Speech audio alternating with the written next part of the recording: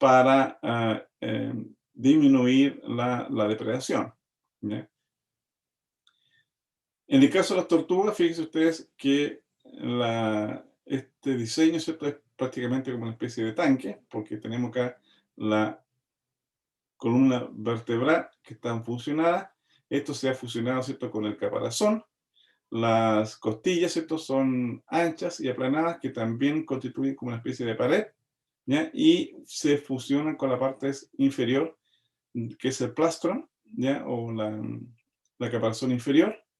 Y obviamente, ¿cierto? Este es una verdadera fortaleza donde el animal se puede refugiar en caso que fuera depredado.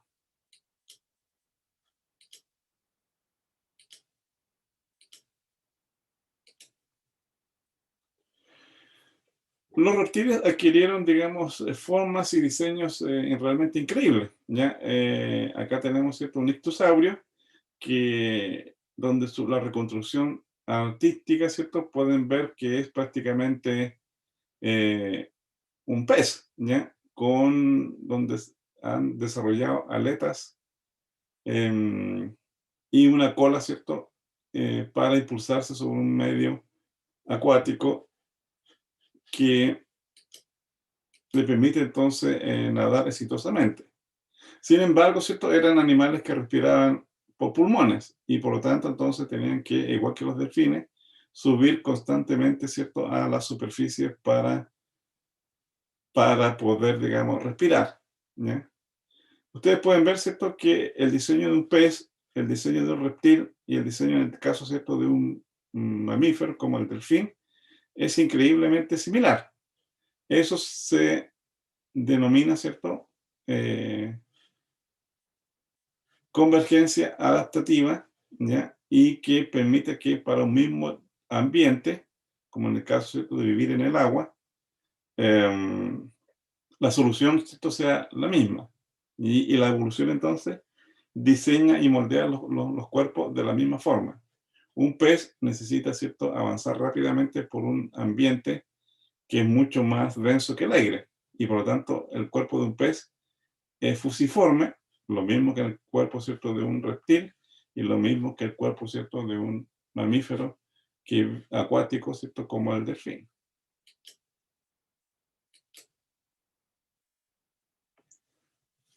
El plan corporal de los reptiles, bueno, incluye obviamente, ¿cierto? Un cráneo, en los cuales, ¿cierto? Existen tres tipos de ellos, ¿ya?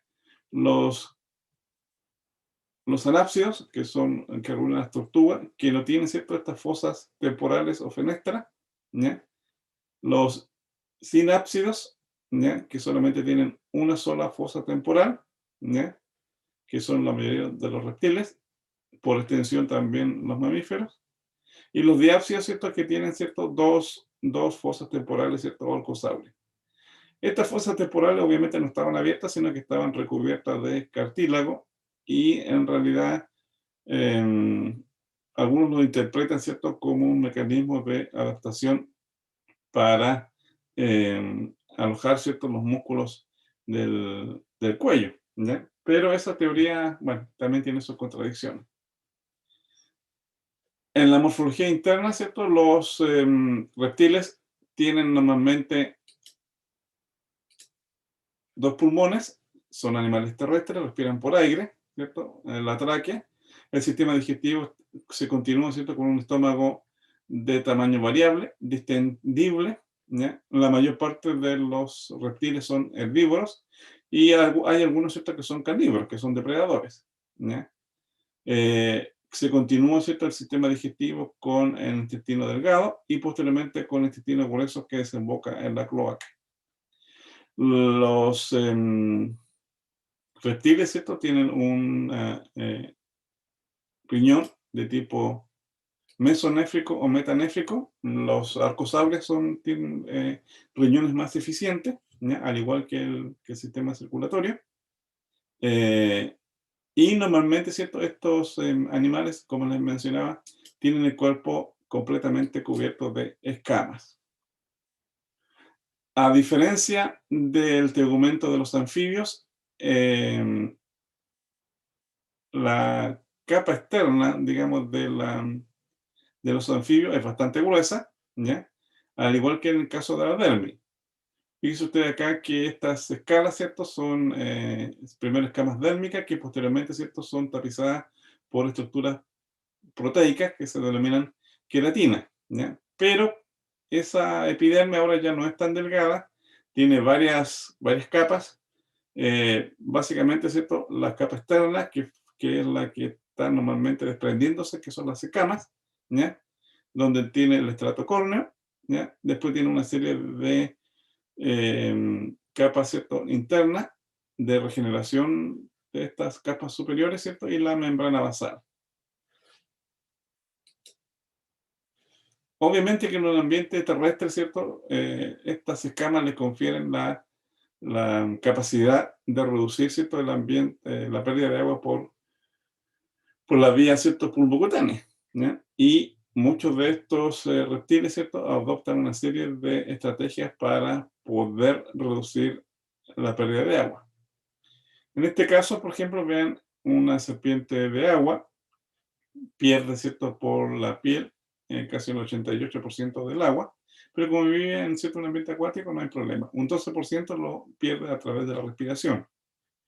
Una serpiente terrestre, como la serpiente toro, ¿cierto? Reduce la pérdida de agua, ¿cierto? Por la piel a un 64% y aumenta, ¿cierto? Em, la pérdida de agua a través de la respiración, ¿ya? Lo mismo pasa, ¿cierto? Con las lagartijas. Esta iguana, ¿cierto? Pierde casi un 78% por la piel, ¿ya? Y un 28% por la respiración. Esto no hay problema porque es un animal que vive, ¿cierto? En los ambientes tropicales, el ambiente, ¿cierto? Es húmedo, con lluvias constantes, pero este lagarto del desierto reduce, ¿cierto? Las pérdidas em, por el tegumento a un 66% y la respiración pulmocutánea representa, ¿cierto? Un 34% de pérdida del agua corporal.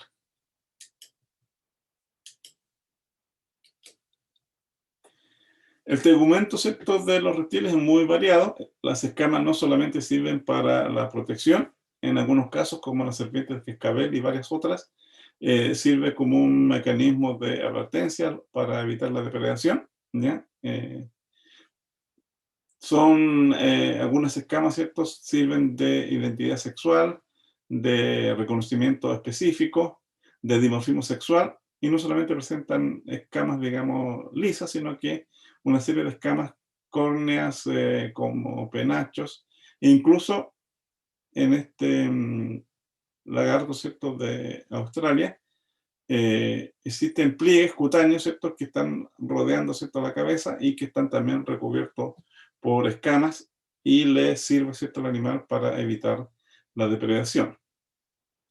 En algunos casos, las escamas, ¿cierto? Como esta pata, le sirve, ¿cierto? A los animales para trepar por superficies lisas. Y en el caso, ¿cierto? De algunos lagartos que se conocen como gecos, ¿ya? Estas escamas realmente son una adaptación, digamos, para poder aferrarse a ciertas superficies completamente lisas, como las hojas o un vidrio quizás, ¿ya? ¿Y por qué razón? Porque las patas, digamos, de estos animales, ¿cierto? Cada una de estas huellas que ustedes pueden ver acá, está constituido, ¿cierto? Por una serie de escamas más chiquititas que a su vez, ¿cierto? Tienen cada una de ellas, ¿cierto? Una especie de, como de ventosas que le permiten entonces sujetarse en superficies muy lisas, ¿ya? Este tipo ¿cómo se llama? De escama le sirvió a- o permitió, ¿cierto? El diseño de lo que hoy día, ¿cierto? Se conoce como los velcro, ¿ya? Que son pequeñas partículas, ¿cierto? Que se frotan entre sí y que, claro, cada una de ellas, ¿cierto? Es muy débil, pero cuando se juntan, produce una gran adhesión y permite entonces el desarrollo, ¿cierto? De este tipo de velcro que fue inspirado en el análisis bioingenieril de estos animales. En general, ¿cierto? Los reptiles pueden consumir ciertos alimentos de tipo vegetal, son herbívoros, o de tipo, ¿cómo se llama? Carnívoros, ¿ya? Y obviamente hay una tendencia entre esos dos grandes tipos de alimentación, e incluso durante la ontogenia del animal, estos pueden ser primero herbívoros y luego, ¿cierto? Se pueden transformar en carnívoros, ¿ya? Para el caso, ¿cierto? De un herbívoro, normalmente, ¿cierto? El estómago es de mayor tamaño, ¿ya? El sistema digestivo, el intestino delgado, ¿cierto? Es relativamente largo, poseen secus que aumentan la superficie de absorción y el intestino delgado, ¿cierto? Es relativamente también grande, ¿ya? Normalmente, ¿cierto? La vejiga urinaria está unida, ¿cierto? A la parte del sistema digestivo y junto con los conductos renales desembocan en la cloaca del animal. Para un animal carnívoro, normalmente, ¿cierto? El estómago es más pequeño, el intestino sigue siendo relativamente largo, no hay secus en este caso, ¿cierto? Como en el caso de los caimanes o de los cocodrilos, y el intestino, ¿cierto? Grueso es relativamente también grande. Profe, ¿Sí? ¿qué era la cloaca? La cloaca es una abertura que se puede ser, digamos, análogo al ano, ¿ya? Pero es una cámara, ¿ya? Que tienen los animales y allí en esa cámara desemboca el ano propiamente tal, ¿cierto? La desembocadura del sistema digestivo, la desembocadura, ¿cierto? Del sistema renal y en algunos casos también el sistema reproductor, ¿ya? Ejemplo típico, ¿cierto? Es la gallina. La gallina, ¿cierto? Uno puede ver, ¿cierto? El orificio que uno puede decir, no, es el ano, pero no, que bueno, tiene un esfínter también. Pero adentro hay una cámara donde desembocan, ¿cierto? Todos los componentes que yo he señalado, incluyendo, ¿cierto? El sistema reproductivo donde ponen huevos. Eso corresponde a la cloaca, ¿ya? En el caso de los mamíferos, obviamente nosotros no tenemos cloaca, tenemos un ano, ¿cierto? Y nuestro sistema urinario, ¿cierto? Está separado, digamos, y desemboca, ¿cierto? Ya sea por la vagina, ¿cierto? O por el pene, por la uretra.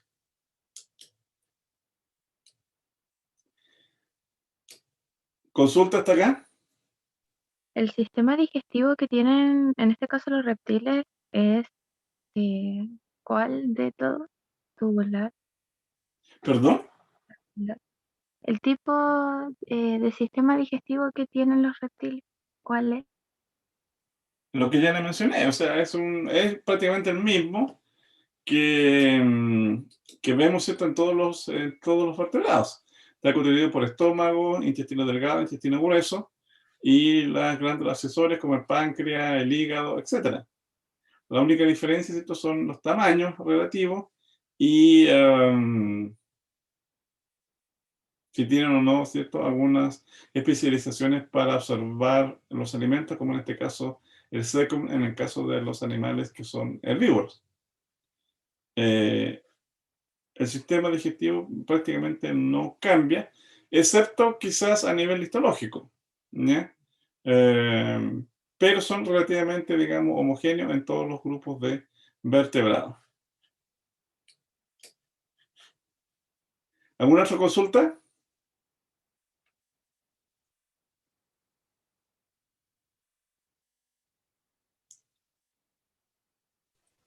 No, profe. Ok. Bien, en el caso, ¿cierto?, del sistema circulatorio de los reptiles, esto es, bueno, son animales en general ectotermos, ¿ya? Aunque en ellos evolucionó también la semi-endotermia, no sé cómo llamarlo, y algunos investigadores señalan que en el caso de los dinosaurios, estos eran endotérmicos, ¿ya? Es decir, que podían regular su temperatura corporal a través del metabolismo, ¿ya? Normalmente, ¿cierto? En el caso de los reptiles existen dos tipos de corazones. Un corazón con 3 cámaras, como están la mayor parte de los reptiles actuales, ¿ya? Donde tenemos 2 aurículas, ¿cierto? Y un ventrículo. En el caso de las aurículas no hay una separación entre ellos, ¿ya? Y por lo tanto, entonces hay aquí mezcla, ¿cierto? De sangre venosa y arterial.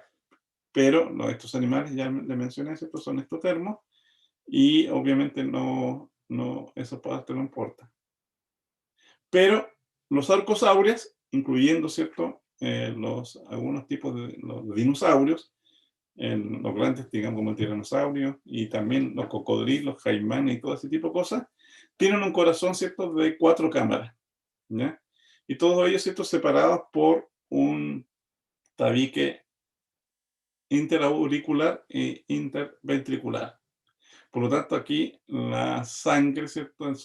Digamos, oxigenada y la sangre, ¿cierto? Venosa no se juntan, ¿ya? Siguen, bueno, aquí habría que en general se considera que siguen siendo animales ectotermos, ¿ya? Pero desarrollan acá una especie de homeotermia intermedia y por lo tanto entonces este corazón dividido en 4 cámaras, que va a ser el corazón ahora de las aves y de los mamíferos, es el precursor, ¿cierto?, de un metabolismo mucho más eficiente, de un sistema circulatorio mucho más eficiente, que probablemente, ¿cierto?, les sirvió para escapar de la depredación y para ser, digamos, depredadores muy, muy activos, ¿ya? Si ustedes ven, digamos, un cocodrilo, ellos son realmente muy rápidos, sobre todo en el agua, ¿cierto? Y en distancias cortas, en la parte terrestre. Y se pueden desplazar, digamos, rápidamente, ¿ya? Y probablemente ese tipo de adaptaciones permitió, ¿cierto?, la evolución de los grandes depredadores como los tiranosaurios y ese tipo de cosas, ¿ya? El resto de los reptiles, ¿cierto?, que constituye, ¿cierto?, por ejemplo, los lepidosaurios, tienen un corazón de 3 cámaras y son mucho más lentos. Por esa razón, entonces, tienen que termorregular en forma, ¿cierto?, de conductual para poder aumentar su metabolismo, ¿cierto?, y evitar la depredación.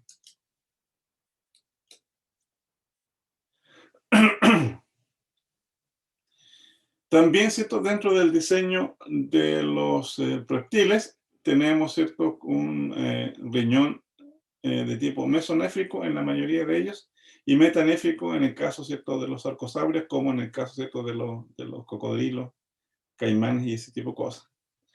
Cualquiera sea el caso, entonces estos riñones, ¿cierto?, son mucho más eficientes que en el caso de los anfibios. Esto le permite entonces al animal poder filtrar los elementos, ¿cierto?, que necesita para, digamos, llevar a cabo su metabolismo, ¿ya? Normalmente, ¿cierto?, estos riñones tienen entonces una nefrona relativamente larga que les permite entonces absorber el ácido úrico, perdón, excretar ácido úrico, absorber glucosa, aminoácidos, en fin, pueden excretar los electrolitos, ya sea en condiciones, digamos,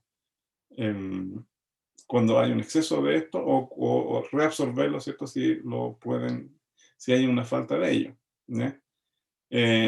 Y como estos animales normalmente excretan ácido úrico, ¿ya? El ácido úrico tiene, ¿cierto?, una arrastre de agua mucho menor y los túbulos, ¿cierto?, son capaces también de absorber el resto del agua, ¿ya? Por lo tanto, entonces, la orina de estos animales es semisólida, ¿ya? Y ustedes pueden ver, ¿cierto?, de que cuando el animal orina, ¿cierto?, deja como una especie de manchas blancas, ¿cierto?, sobre las piedras, sobre las hojas. ¿Eso por qué entonces? Porque este riñón, ¿cierto?, es bastante eficiente en absorber el agua y se excreta, ¿cierto?, una orina semisólida.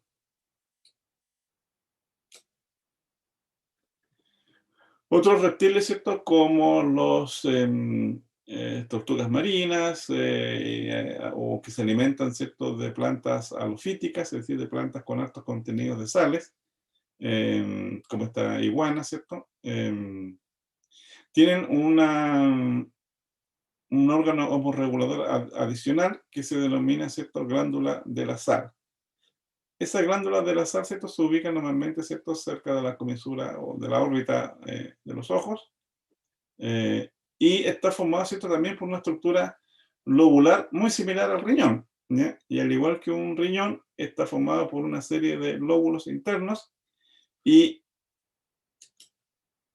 cada uno de esos lóbulos, ¿cierto?, tiene un conducto central y una serie, ¿cierto?, de túbulos, ¿ya?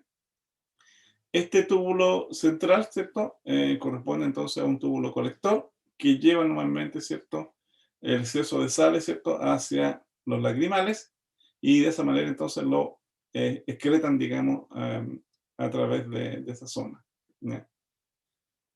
Normalmente, ¿cierto?, al igual que un glomérulo, ¿cierto?, este túbulo secretor, ¿cierto?, está formado por un túbulo que tiene, ¿cierto?, un epitelio muy delgado y un conducto al interior. Normalmente esas células del epitelio hacen el trabajo, ¿cierto?, de sacar las sales, ¿cierto?, y del sistema circulatorio, los transportan, ¿cierto?, hacia el túbulo colector.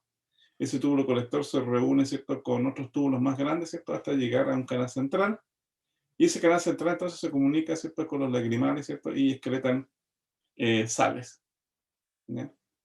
Las aves marinas también tienen este tipo, ¿cierto?, de órganos regulatorios que se denomina glándula de la sal.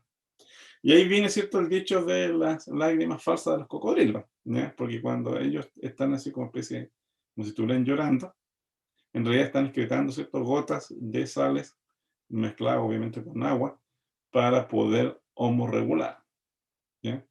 Es decir, como todavía no tienen riñones completamente eficientes y se alimentan de dietas con altos contenidos de sales, esta glándula de la sal entonces le permite seguir homorregulando más eficientemente.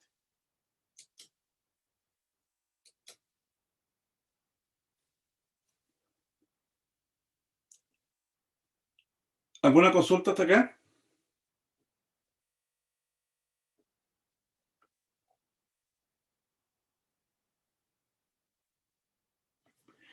Ok. Bueno, una adaptación clave, ¿cierto?, en la adaptación y evolución de los reptiles fue la invención, ¿cierto?, de un huevo cleidoico, o también llamado, ¿cierto?, huevo amniótico. Este huevo, ¿cierto?, se caracteriza porque tiene, ¿cierto?, un cascarón poroso, normalmente, ¿cierto?, de carbonato de calcio, que permite el intercambio, ¿cierto?, respiratorio. Tiene una serie de membranas, ¿cierto?, internas. La más importante, ¿cierto?, es esta que está acá, que es la membrana, ¿cierto?, amniótica. De allí viene, ¿cierto?, el nombre del huevo, membrana amniótica. Y a partir de los reptiles hacia los aves y mamíferos, todos estos vertebrados van a ser vertebrados amnióticos. Y los vertebrados anteriores son anamnióticos, es decir, que no tienen amnio. Esta membrana amniótica le permite entonces tener al embrión, ¿cierto?, un ambiente acuoso, ¿ya? Y que junto con la membrana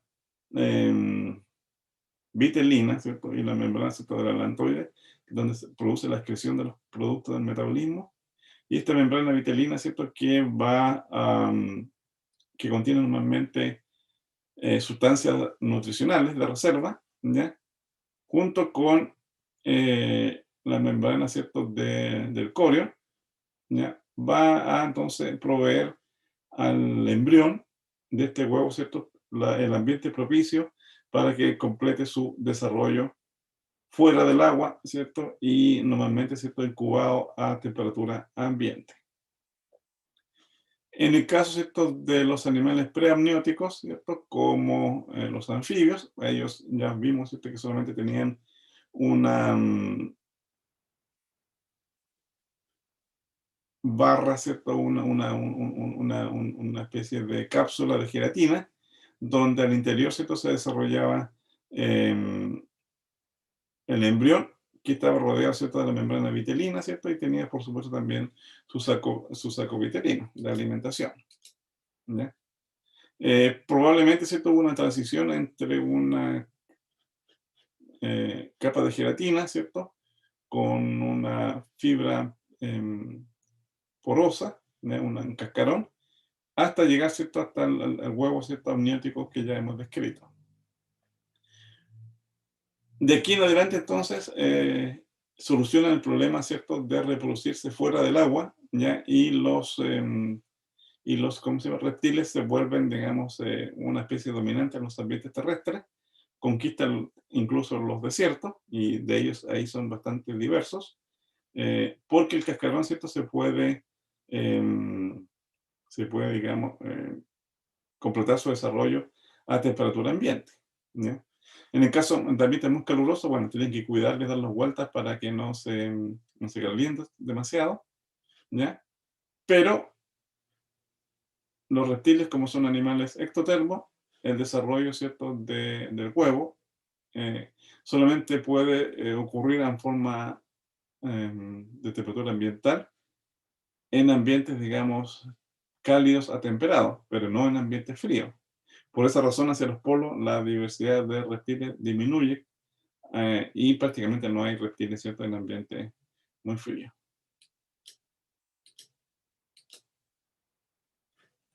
Ven ustedes acá cómo este embrión, ¿cierto?, de una tortuga, ¿cierto?, está ahora eclosionando, sale, ¿cierto?, del ambiente, por ejemplo, las tortugas típicamente lo colocan en la arena, en las playas, ¿cierto?, en las zonas tropicales, ¿cierto?, y con la temperatura ambiente, ¿cierto?, estos reptiles salen posteriormente, salen del cascarón, se arrastran por la playa hasta llegar al agua.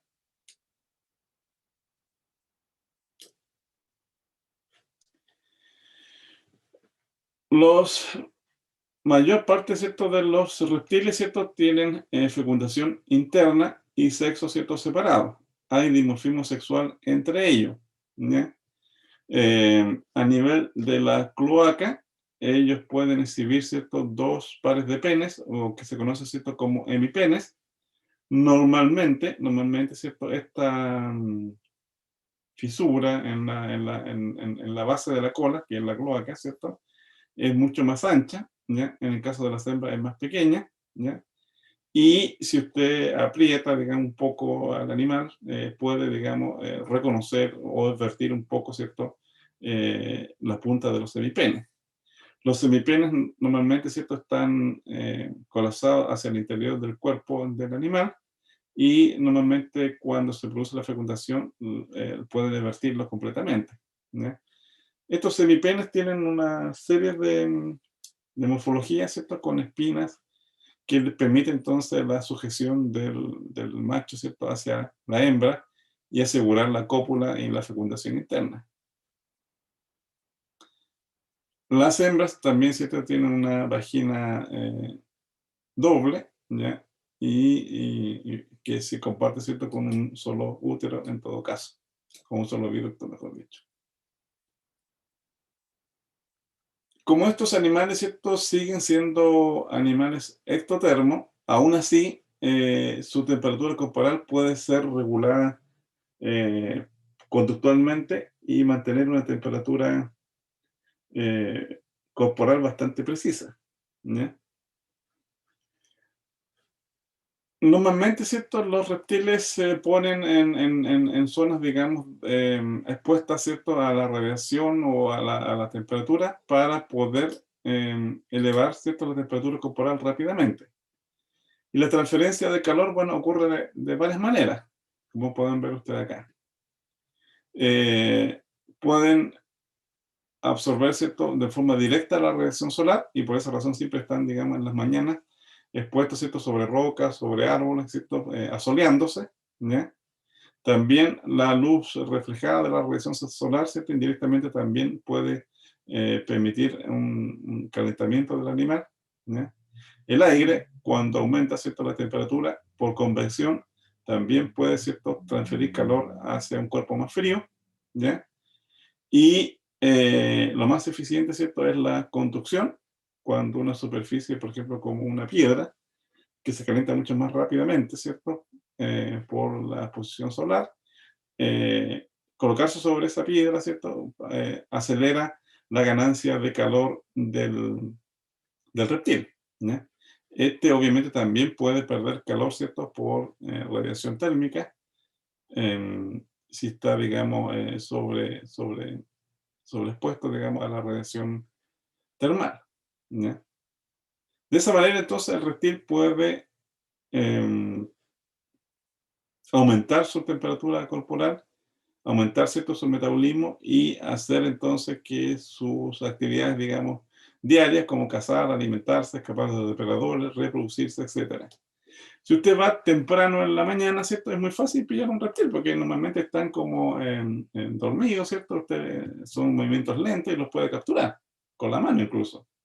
Pero al mediodía, ¿cierto? Cuando ya la temperatura ha aumentado, la temperatura ambiental ha aumentado, ¿cierto? Y hay una gran radiación solar, los animales son muy rápidos, ¿ya?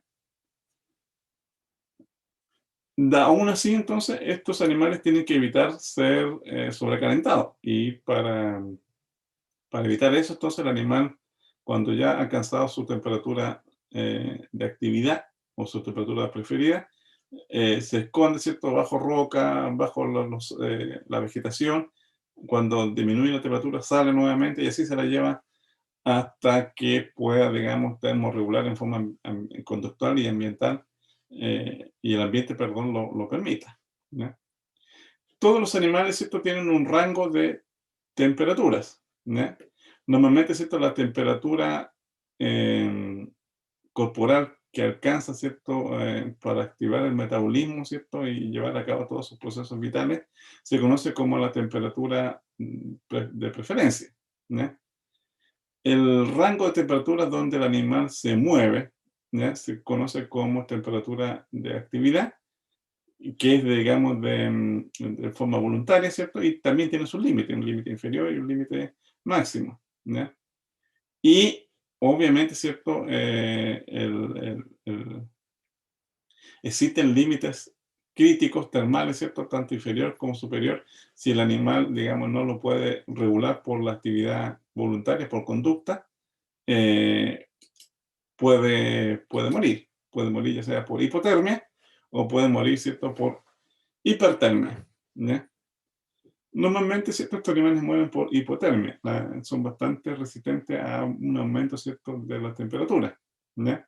Pero llega, ¿cierto?, en todo caso, a un límite en los cuales tanto la temperatura inferior como la temperatura superior puede ser letal, ¿ya? De esa manera, entonces, fíjense ustedes, durante el día, ya entre las 6 a las 12 de la mañana, el animal emerge, ¿cierto?, de un árbol o de su cueva, ¿cierto? Se expone, ¿cierto?, a la radiación solar hasta que alcanza entonces un cierto nivel de temperatura, fíjense ustedes, de 20 grados, aumentó hasta 36, y después del mediodía, ¿cierto?, se esconde, se esconde, sale, qué sé yo, y mantiene, ¿cierto?, durante el resto del día una temperatura aproximada de 36 grados, al igual que nosotros, ¿ya? Hasta que más o menos a las 6 de la tarde, cuando la temperatura comienza ambiental también comienza a bajar, su temperatura corporal también, ¿cierto?, comienza a bajar y se retrae, ¿cierto?, debajo de una piedra, se esconde, etcétera, ¿ya? Por esa razón, normalmente, ¿cierto?, los reptiles hibernan. Durante el invierno usted prácticamente no ve ningún tipo de reptil y usted si levanta una piedra, ¿cierto?, o cava, digamos, debajo de un arbusto, puede encontrar, ¿cierto?, los reptiles que están ahí invernando, ¿cierto?, y hasta que lleguen las temperaturas, digamos, más benignas para su actividad.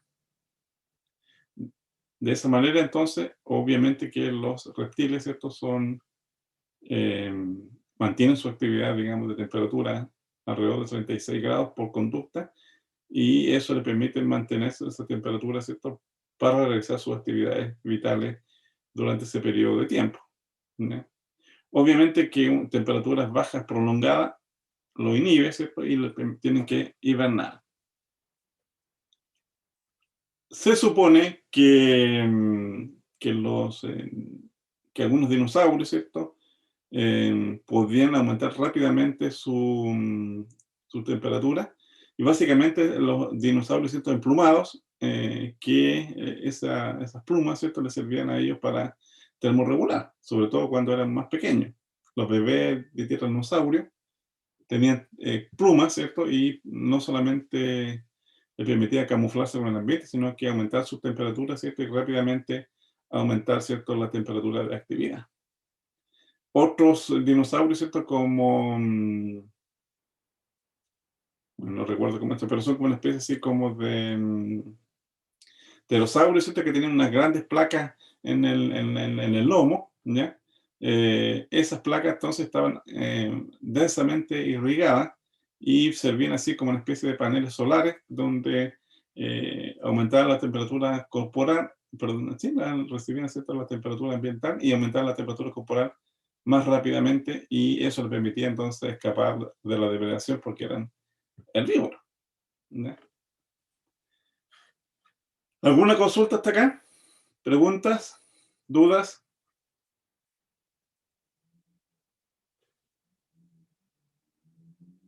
¿Aló? No, profe. Yo por lo menos no tengo dudas. Ok, Yo tampoco. perfecto. Acá hay una característica muy importante de los reptiles, que en general la mayor parte de ellos, ¿cierto?, puede regenerar ciertas partes de su cuerpo, particularmente, ¿cierto?, de la cola, ¿ya?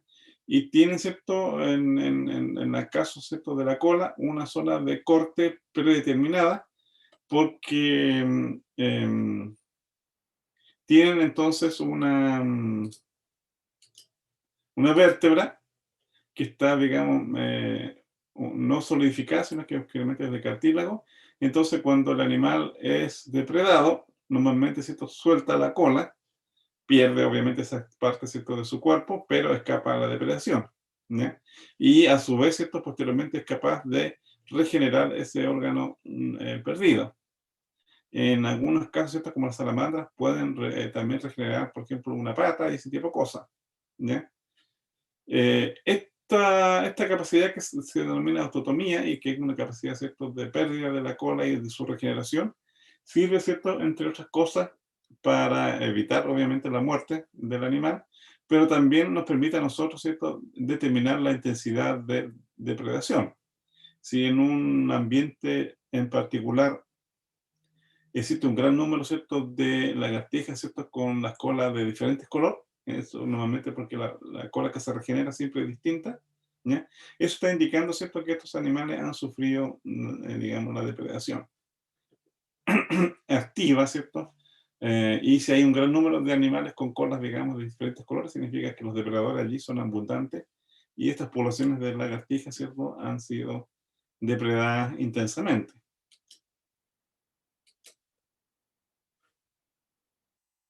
Otros reptiles, ¿cierto? Bueno, tienen un diseño corporal relativamente diferente, como son el caso, ¿cierto?, de las culebras, las serpientes, las boas, etcétera, ¿ya? En este caso, el cuerpo, ¿cierto?, es de tipo vermiforme, es decir, cilíndrico y alargado. Normalmente pierden algunos órganos internos, y también, ¿cierto?, se reestructura el cráneo, donde pierden algunos elementos óseos, es decir, en comparación con un reptil como una lagartija o un cocodrilo, ¿cierto?, tiene menos huesos, ¿cierto?, en la zona del cráneo, y eso es una adaptación, ¿cierto?, para poder tragar alimentos o depredar alimentos, ¿cierto?, adquiridamente de mayor tamaño, diámetro que su cuerpo, ¿ya? Incluso pueden, ¿cómo se llama?, desencajar, digamos, la mandíbula inferior para tragarse, por ejemplo, un huevo, ¿ya? La mayor parte, ¿cierto?, de estos ofidios tienen, ¿cierto?, dientes que permiten, en algunos casos, ¿cierto?, inocular un veneno, ¿ya? Dentro de las adaptaciones para la depredación, porque prácticamente todos los ofidios son depredadores, ¿ya? Tienen esta cámara, ¿cierto?, que se conoce, ¿cierto?, como cámara de Pitt, donde al interior, ¿cierto?, existe el órgano de Pitt, ¿ya?, que tiene entonces un epitelio acá, una membrana, ¿cierto?, donde hay unos receptores, ¿cierto?, que permite entonces la localización térmica y química de los depredadores, ¿ya? Algunos animales también pueden tener visión infrarroja, ¿cierto? Que le permite entonces detectar el calor de de su presa.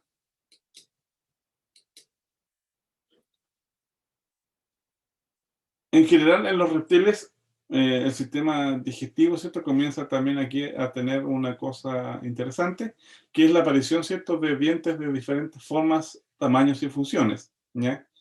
Normalmente, entonces, aquí tenemos los dientes acrodontes, que normalmente están fusionados, ¿cierto?, al hueso y son relativamente romos, ¿ya?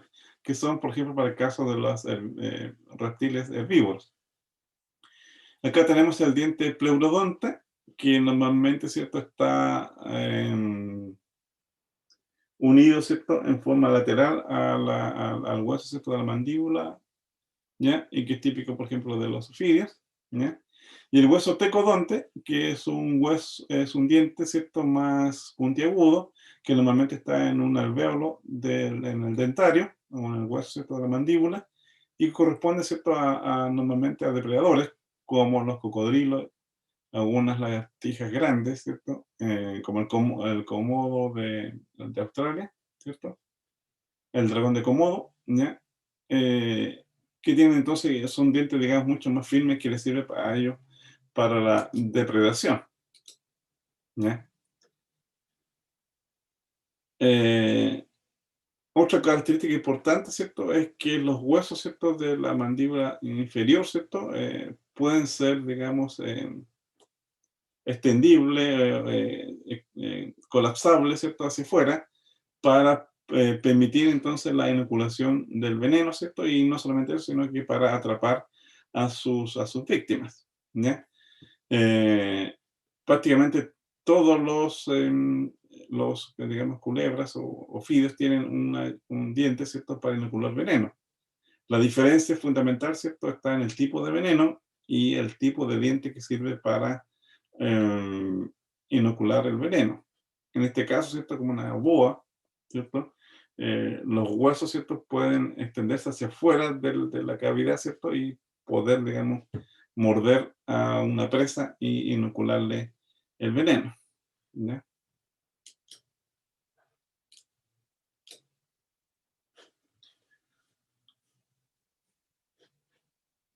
Fíjense ustedes acá, aquí tenemos, ¿cierto?, la morfología, ¿cierto?, dentaria de los ofidios. Acá tenemos, ¿cierto?, las aglifas, que normalmente, ¿cierto?, poseen un diente al interior de la boca, de la cavidad bucal. Normalmente, ¿cierto?, ese diente está cerrado, no está comunicado, ¿cierto?, con las glándulas del veneno o se comunica, ¿cierto?, en forma superficial, ¿ya? No tiene un conducto al interior del diente y es típico, digamos, de las culebras de Chile, ¿ya? Las culebras de Chile en general no provocan muertes ni ¿cómo se llama? Ni son, ni son venenosas. ¿Qué significa que no sean venenosas? Eh, Significa, digamos, que el veneno que produce, ¿cierto? Normalmente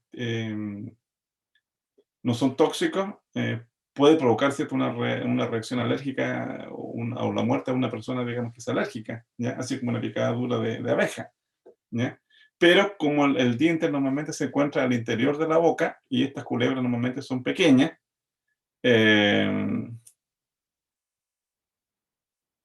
a menos que usted pesque la culebra, ¿cierto?, le abra la boca y meta el dedo, ¿cierto?, al interior qué sé yo, de la culebra, o la culebra le muerda justo un dedo, es muy difícil, digamos, que le inyectes, digamos, la saliva o el tipo, ¿cierto?, de secreción que ellas producen, ¿ya? Por lo tanto, entonces, en ese caso, digamos, digamos, problemas, digamos, por mordeduras de culebras en Chile son muy pocas o casi nulas, ¿ya? Acá tenemos, ¿cierto?, otra tipo de dientes, ¿cierto?, que corresponde entonces a las pistoglifas. En este caso, entonces, los dientes están acá en la parte, ¿cierto?, inferior, ¿ya? Pero tienen entonces un diente que tiene un canal que se comunica con la glándula del veneno, ¿cierto? Y por donde fluye, sí, y rápidamente, ¿cierto?, pueden inocular ese veneno a las víctimas. Acá tenemos las ploteroglifas, donde los dientes, ¿cierto?, del veneno están más a la parte superior de la boca. Estos dientes, ¿cierto? Tienen un conducto y también el canal, ¿cierto? Para inyectar el veneno. Y tenemos entonces las solenoglifas, que tienen estos dientes que pueden, digamos, vertirlo hacia afuera de la cavidad bucal, y tienen estos dientes que son una especie de jeringa, donde tienen un canal, ¿cierto? Y que pueden entonces inocular el veneno ¿cómo se llama? A sus presas.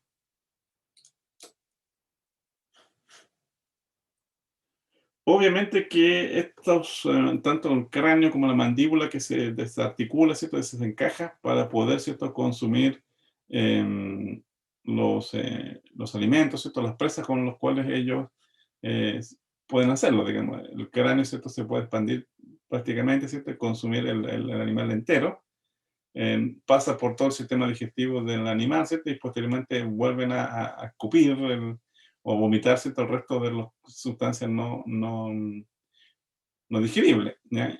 Incluso, ¿cierto? Se pueden comer un huevo cuyo diámetro, ¿cierto? Es mucho más grande que el diámetro del cuerpo del animal. Aún así, estos ofidios normalmente tienden a consumir con mayor frecuencia, ¿cierto? Animales que sean fácilmente, digamos, tragables, ¿ya? Como estos peces, ¿cierto?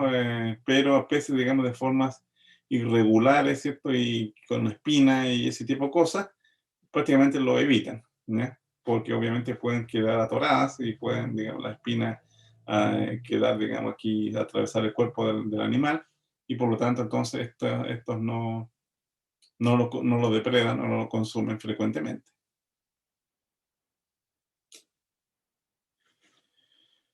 Fíjense ustedes, ¿cierto? Bueno, los ofidios tienen un diseño, digamos, altamente especializado. Aquí tenemos, ¿cierto? El sistema, todo su sistema, digamos, interno de órganos, ¿cierto? Se desplaza a lo largo de todo el cuerpo del animal, ¿ya? Aquí tenemos la tráquea, después tenemos el corazón, le sigue, ¿cierto? Un solo pulmón, el pulmón derecho, el otro se atrofia.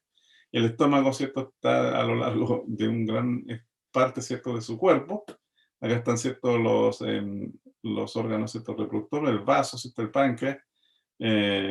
Después tenemos, ¿cierto? El intestino delgado, el riñón, ¿cierto?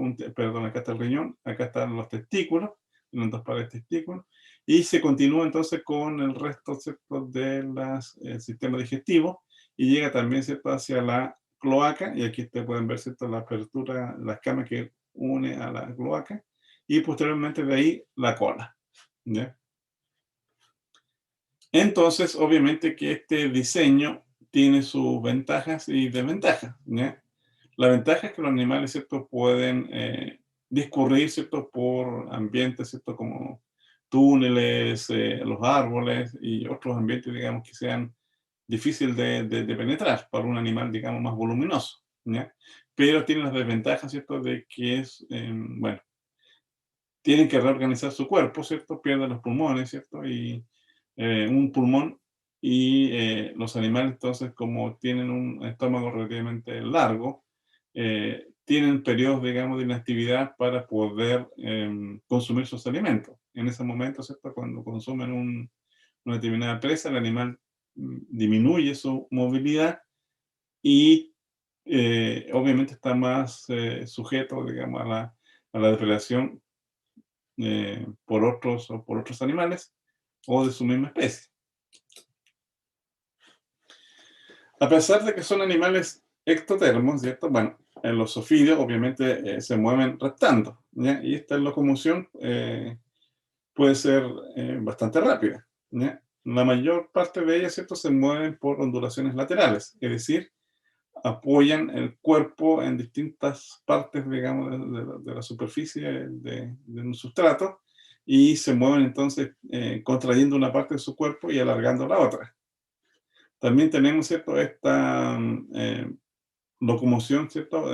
Concertada, donde una parte del cuerpo, ¿cierto? Se apoya, mientras que la otra parte se recoge y se estira, ¿ya? Y la más rápida y la más, digamos, ¿cómo podría llamarlo? Efectiva para la depredación, es este movimiento rectilíneo, ¿ya? Donde el animal, ¿cierto?, hace una especie de ondulación vertical, ¿ya? Y apoya el cuerpo en distintas partes. En ese sentido, entonces, el animal, como las boas, ¿cierto?, las anacondas, en general, las ofidios de gran tamaño, se mueven muy rápidamente, ¿ya? Y este tipo, ¿cierto?, de movimiento, ¿cierto?, puede alcanzar incluso a varios metros, digamos, por segundo. Todas las culebras son además excelentes nadadoras, ¿ya? Y por lo tanto, entonces, las culebras acuáticas son, digamos, las mejores depredadoras y las más peligrosas. Ok, antes de pasar entonces a la última etapa, ¿hay alguna consulta hasta acá respecto de la biología de los reptiles?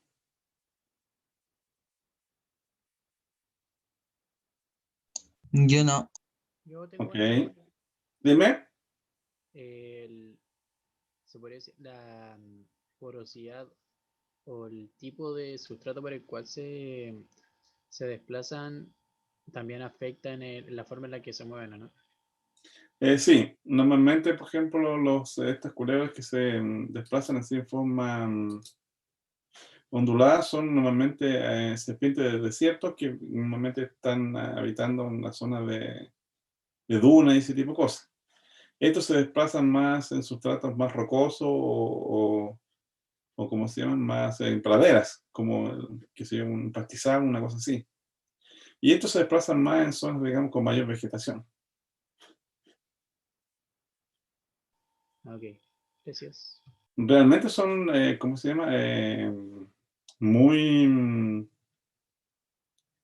impresionante cómo se mueven, digamos. Y además de los tamaños que alcanzan, digamos, una anaconda perfectamente puede alcanzar unos 5 metros o más, ¿ya? Yo, por ejemplo, estuve en Sao Paulo y fui a visitar el Instituto Butantan. El Instituto Butantan en Sao Paulo, ¿cierto?, es un instituto que se dedica a la producción, digamos, de fármacos contra mordeduras de serpientes. En Brasil ustedes comprenderán que hay muchos tipos de serpientes y causan una mortalidad importante anualmente, ¿ya? Y allí en ese instituto de Butantan, bueno, tenían no solamente serpientes de Brasil, sino que también, digamos, serpientes de todo tipo, ¿ya?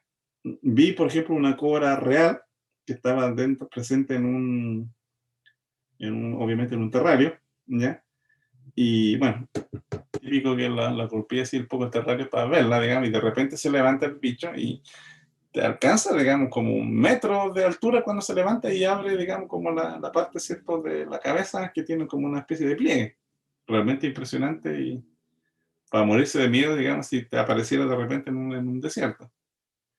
Pero lo que más me impresionó, ¿cierto?, fue la anaconda, digamos, que estaba en una especie de piscina y la piscina tenía por lo menos unos 5 metros de longitud y el animal estaba ahí abajo, digamos, y estaba doblado. Así que el animal era probablemente de 8 metros, ¿ya? Y al interior del instituto había una piel de anaconda que yo diría que estaba casi en los 1000 metros. Entonces, es un animal enorme, ¿ya? Y bueno, ahí habían fotos, digamos, que no sé si estaban photoshopeadas o no, pero donde se veían que los animales se habían comido, qué sé yo, una oveja y también a un hombre, ¿ya? Y ese yo no sé si es verdad o mito, digamos, pero es una culebra, bueno, no es una culebra, es una boa, digamos, enorme, así que probablemente pueda, pueda hacerlo, digamos. Ok, la diversidad, ¿cierto?, de reptiles, ¿cierto?, a nivel global es relativamente baja. Bueno, aquí tenemos los dos representantes de los Rhynchocephalia o el totuara de Nueva Zelanda, solamente existen allí y tienen básicamente dos especies muy parecidas entre ellas, ¿ya? Son los únicos sobrevivientes, ¿cierto?, de una familia que fue muy abundante en el pasado. Acá tenemos representantes, ¿cierto?, de los quelonios, las tortugas terrestres, los lepidiosaurios, que incluye a las lagartijas,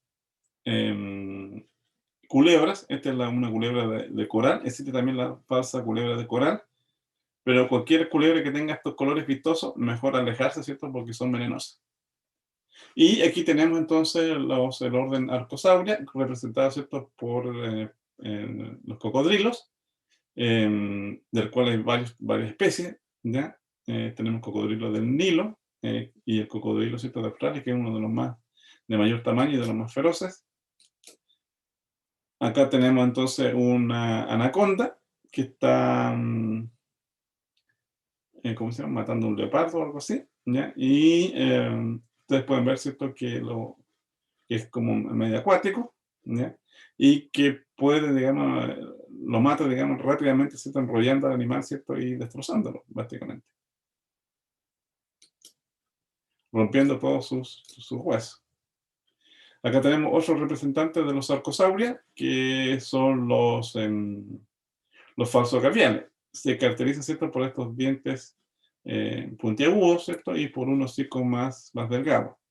También, ¿cierto? Dentro de los arcosaurios, ¿cierto? En Sudamérica tenemos varias especies de caimanes, incluyendo en la zona, digamos, de Argentina y Brasil. En Chile no tenemos ningún tipo de arcosauria, excepto en Iquique, donde el alcalde en algún momento, ¿cierto? Trajo unos caimanes, cocodrilos, y los puso en la plaza pública, en una especie de piscina. Pero en forma natural no hay ningún digamos, arcosauria en el país. Nuestros reptiles son relativamente más modestos, son de pequeño tamaño. Solamente el calopiste, ¿cierto? Que es la iguana chilena, ¿ya? Calopiste maculatus, ¿cierto? De la cual hay solamente una especie, ¿cierto? Que la cual es endémica. Es un animal que puede alcanzar aproximadamente unos 30 centímetros, 40 centímetros de longitud, digamos, un animal adulto de muchos años, ¿ya? Y que tiene obviamente problemas de conservación porque lo exportaron mucho para ¿cómo es esta cosa? Para las tiendas de mascotas, ¿ya? Acá tenemos la Homonatas de la salamanqueja, que son los gecos. Hay dos especies, una en el continente, ¿cierto? Y otra en la isla de Pascua. Los liolaemus, que son los lagartos de cuello liso, son los más diversos y abundantes en el país, particularmente en la zona norte, donde hay 76 especies y casi 43 especies son endémicas. Casi la mitad de las especies, ¿cierto? son endémicas. Los Microlophus, los corredores de Atacama, son también lagartos grandes. Hay 6 especies, de las cuales 5 son endémicas, ¿ya? Los finosaurios, los lagartos dragón, los filodactilos, otras salamanquejas, también tienen poca diversidad, pero son todas endémicas. Y de las culebras, bueno, aquí tenemos, ¿cierto? La Philodria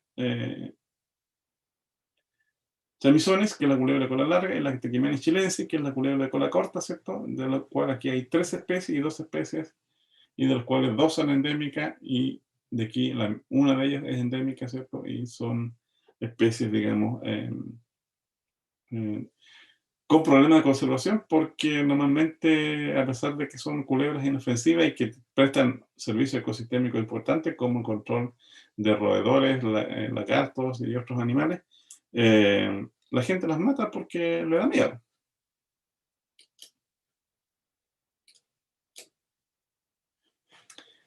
Acá tenemos entonces, este es el Calopiste maculatus, ¿cierto? La iguana chilena, fíjense ustedes, es un lagarto relativamente grande, es muy bonito, tiene colores vistosos. En algún momento durante el gobierno militar se exportaron, bueno, digamos, con esta aproximación neoliberal de la economía, se exportaron grandes cantidades, digamos, de reptiles chilenos a los zoológicos y a las tiendas de mascotas. Y hay fotos, digamos, de los cuales los animales estos se acumulaban en estos como tambores de aceite, digamos, donde estaban ahí metidos los animales y se exportaban hacia afuera, por toneladas prácticamente, ¿ya? Y eso obviamente diezmó las poblaciones de reptiles nativos, ¿ya? Este es el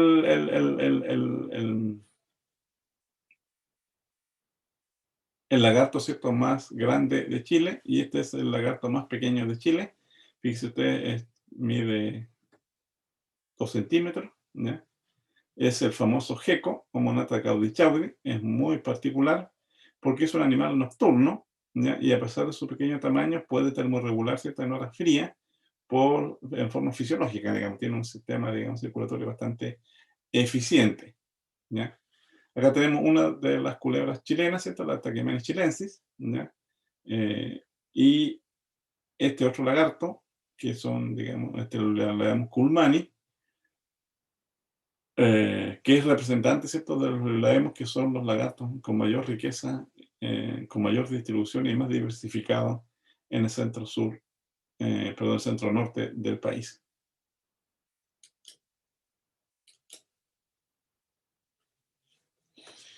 En todas partes del mundo, ¿cierto?, la conservación de los reptiles es digamos, es complicada, ¿ya?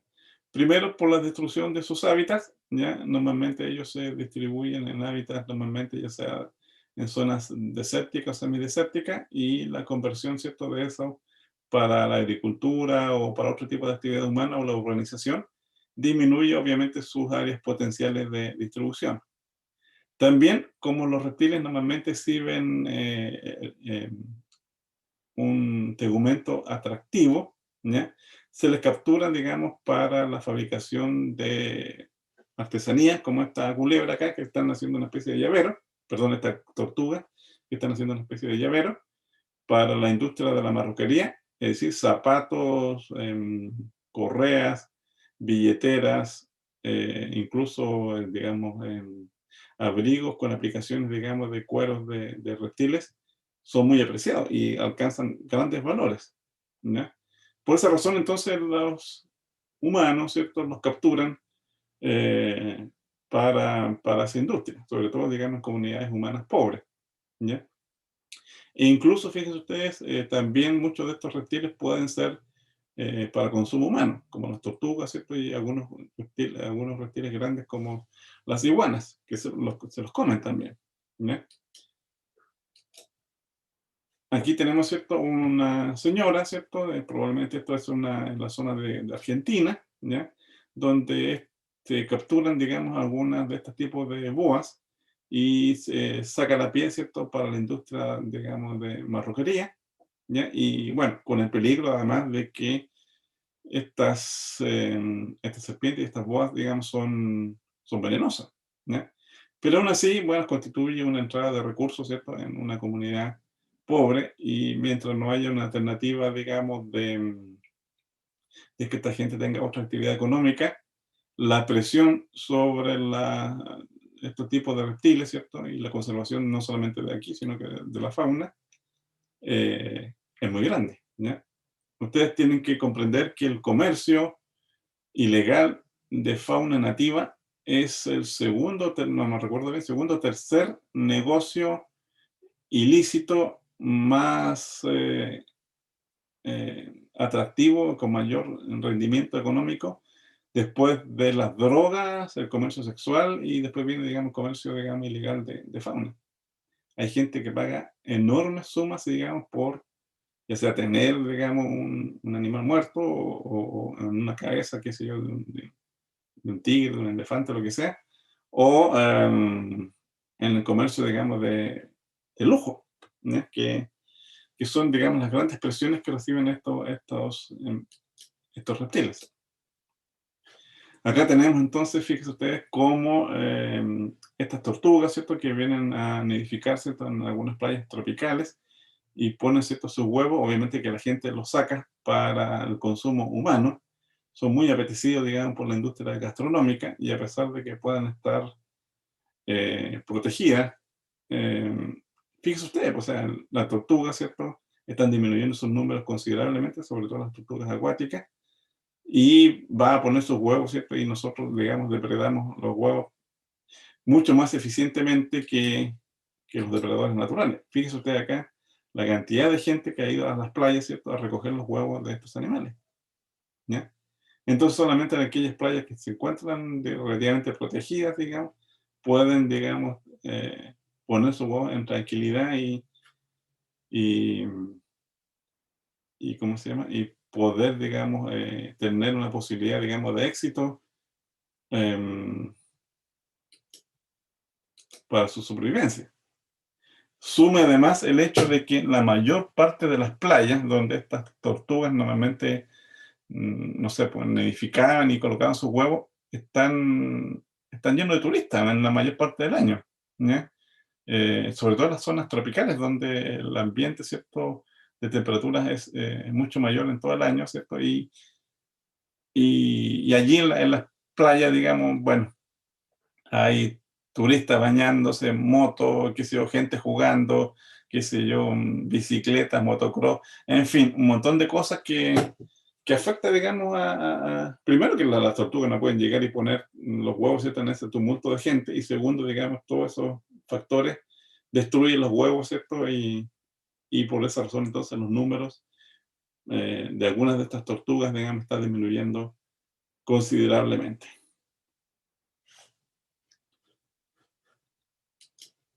En Chile tenemos tortugas terrestres o acuáticas. Sí, Sí. En la zona norte hay tortugas acuáticas. Terrestres no tenemos, digamos, pero tortugas acuáticas sí tenemos. Tortugas terrestres, como algunas tortugas, digamos, de los desiertos norteamericanos y de Australia, también están disminuyendo porque ahí, bueno, ahí también vienen, las capturan, ¿cierto?, para hacer las típicas sopas de tortuga, que también son muy apreciadas. Entonces, bueno, al final somos nosotros los que estamos provocando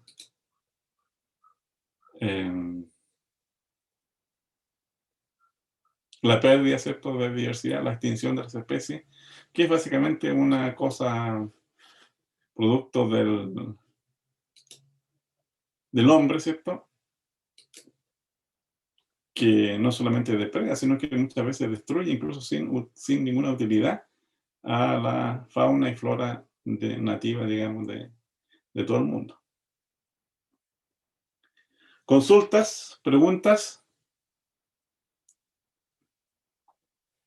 Yo no, profe. ¿Jóvenes?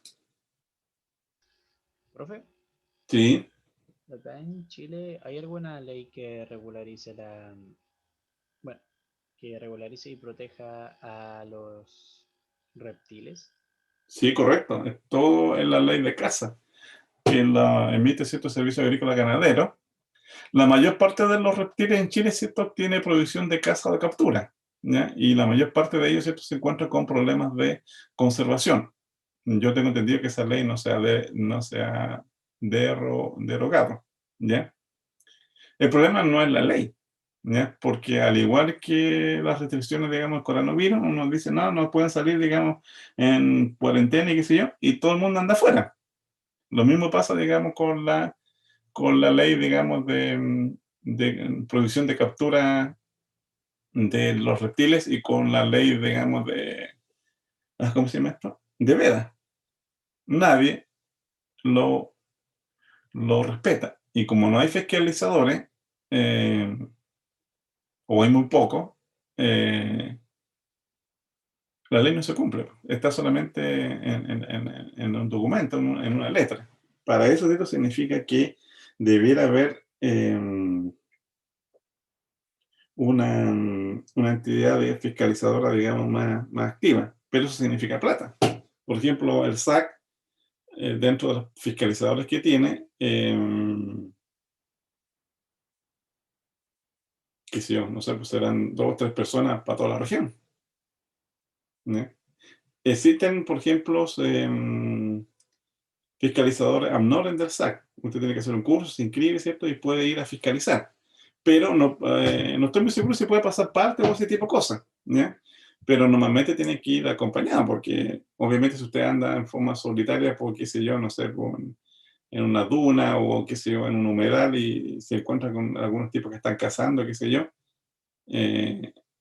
algunos podrán entender, otros, digamos, le pueden, digamos, agredir. Entonces, bueno, es complicado, no es tan simple, ¿ya? Pero obviamente, ¿cierto?, se requiere un compromiso mayor de parte del Estado y obviamente también una mayor educación y un compromiso para nosotros, ¿ya? Nosotros mismos. Yo, por ejemplo, que ando siempre en los humedales,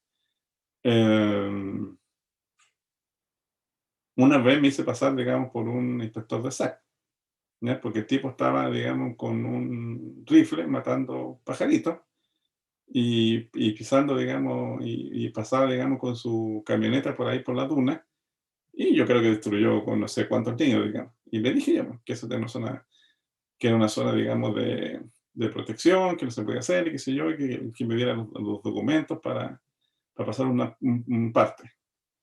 Obviamente que se asustó, que se yo, me pidió perdón y todo lo demás, y yo, bueno, como no podía pasar el parte en realidad, lo dejé ir, pero eso fue, digamos, una babrucada mía, ¿no? O sea, si el tipo se hubiera puesto agresivo, me hubiera golpeado ahí mismo en el humedal y su querido profesor no estaría dando clase. ¿Se fijan? Entonces, esos son los problemas. Ya, imagínense ustedes en lugares remotos donde no llega nadie, ¿ya? Yo estaba, por ejemplo, en la zona del altiplano del país, una zona bellísima, donde solamente están las mineras, uno que otro chileno que anda dando vuelta por ahí, y la mayor parte de la gente que anda dando vuelta en esa zona son turistas extranjeros para variar, ¿ya? Pero hay zonas muy extensas del país donde no hay nadie, pues. Entonces, ¿quién va a fiscalizar ahí? Entonces, esos son los problemas que uno tiene que vislumbrar y ver cómo va a funcionar, ¿no? ¿Alguna otra consultas, preguntas, dudas?